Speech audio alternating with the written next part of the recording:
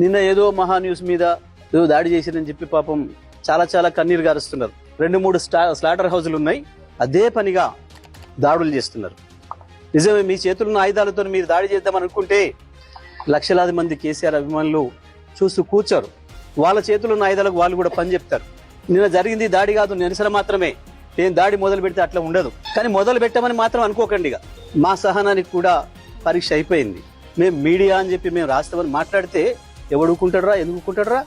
ఇప్పటికైనా నేను చెప్తున్నా, మహా న్యూస్ యాజమాన్యం వెంటనే కేసీఆర్ కు కేటీఆర్ కు క్షమాపణలు చెప్పాలి, చెంపలేసుకోవాలి. లేదంటే ఎవడిని వదిలిపెట్టాం. మీడియా ముసుగులో దాచుకుందాం అనుకుంటున్నారేమో, లేదా చంద్రబాబు రేవంత్ రెడ్డి కాపాడతారనుకుంటున్నారేమో. ఎక్కడ ఉన్నా ఎక్కడ దాచుకున్నా బిన్ లాడెన్ వెతికినట్టు వెతికి పట్టుకొని మీ పని చేస్తాం. ఒక్కడిని కూడా వదిలిపెట్టాం. తప్పులు చేస్తాం, తప్పించుకుంటామనంటే ఏ ఒక్కరిని వదిలే ప్రసక్తే ఉండదు.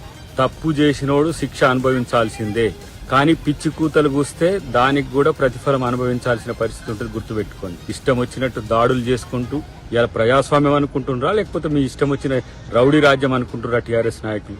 మళ్ళీ తప్పు చేయడం ఒక ఎత్తు అయితే దబాయింపు ఇంకో ఎత్తు పరిస్థితి వస్తున్నది. దాడి చేసే నీచ సంస్కృతి ఉన్న పార్టీ మీది అని చెప్పి అలా దేశమంతా తెలిసిన పరిస్థితి ఉన్నది. తగుదునమ్మా అని చెప్పేసి ఇంకా సరిదిద్దుకునే ప్రయత్నం, లేకపోతే బుకాయించే ప్రయత్నం. తప్పుడు పనులు చేసినప్పుడు అదే తీరుగా వ్యతిరేకత సమాజం నుంచి వస్తుంది. నీచ సంస్కృతి, విశృంఖలత్వం, దీన్ని సమర్థించే సన్నాసులు ఎవరైనా సరే ఆత్మ పరిశీలన చేసుకోండి. ప్రజలు ప్రభుత్వాన్ని ఇస్తే దాన్ని సరిగ్గా వాడుకోవడం తెలియకుండా ప్రజలకు సేవ చేయడం వదిలేసి ఇలాంటి ఒక పిచ్చి పనులు చేస్తే సమాజం నుంచి కాదు, మీడియా నుంచి కాదు, ప్రతి ఒక్కరి నుంచి ఈ సమస్య ఎదుర్కోవాల్సి వస్తుంది. అది తప్పు చేసేటప్పుడు సిగ్గుపడాల్సిన అవసరం ఉంది. సిగ్గు లజ్జ లేకుండా ఇష్టం వచ్చినట్టు వ్యవహరిస్తామంటే ఎవరు మిమ్మల్ని భరించేది? డెఫినెట్ గా చట్టం తన పని తను చేసుకపోతుంది.